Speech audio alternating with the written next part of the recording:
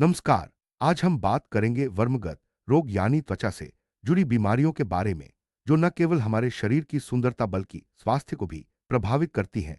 आयुर्वेद में त्वचा रोगों को विशेष महत्व दिया गया है, क्योंकि ये शरीर के आंतरिक असंतुलन का संकेत होते हैं। त्वचा हमारे शरीर की सबसे बड़ी इंद्री है और इसका स्वास्थ्य हमारे संपूर्ण स्वास्थ्य का दर्पण है। आगे के दृश्य।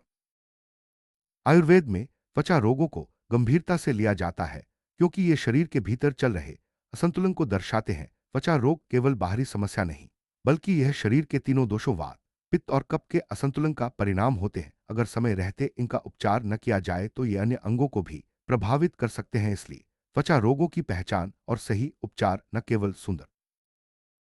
आयुर्वेद के अनुसार त्वचा रोग कई प्रकार के होते हैं। कुछ रोग केवल त्वचा तक सीमित रहते हैं, जबकि कुछ शरीर के अन्य ऊतकों को भी प्रभावित करते हैं। उदाहरण के लिए खुजली, फोड़े फूंसी, दाग धब्बे, सूजन, दर्द, रूखापन और त्वचा पर चकत्ते आदि आम लक्षण हैं। रोग की गंभीरता और लक्षणों के आधार पर इन्हें अलग अलग श्रेणियों में बांटा जाता है। इससे उपचार की दिशा तय करना आसान। आयुर्वेद में वात, पित्त और कफ इन तीन दोषों को स्वास्थ्य का आधार माना गया है।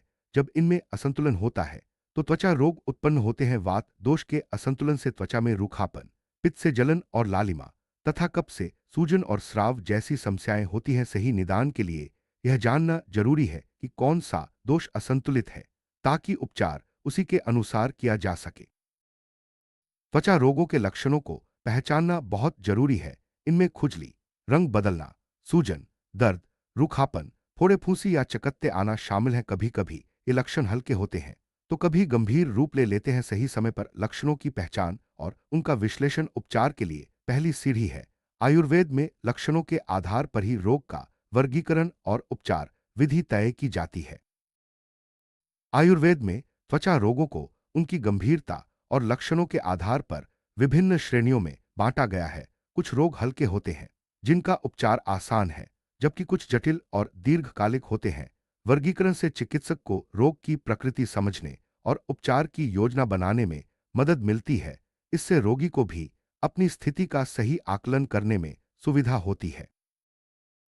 त्वचा रोगों के पीछे गलत खान-पान, अस्वच्छ जीवन शैली और पर्यावरणीय कारण भी जिम्मेदार होते हैं। तैलीय, मसालेदार भोजन, अनियमित दिनचर्या, तनाव और सफाई की कमी से दोषों का असंतुलन बढ़ता है। इसके अलावा प्रदूषण और मौसम में बदलाव भी त्वचा पर असर डालते हैं। आयुर्वेद में संतुलित आहार, नियमित दिनचर्या और स्वच्छता को रोगों से बचाव के लिए जरूरी बताया गया है। आयुर्वेद में त्वचा रोगों के उपचार के लिए शोधन, शरीर की शुद्धि, औषधि सेवन और आहार विहार का विशेष महत्व है। शोधन विधियों जैसे वमन, विरेचन, रक्तमोक्षण आदि से शरीर के दोषों को संतुलित किया जाता है। साथ ही औषधियों और संतुलित आहार से रोगी की रोग प्रतिरोधक क्षमता बढ़ाई जाती है। यह उपचार संपूर्ण स्वास्थ्य को ध्यान में रखते हुए किया जाता है।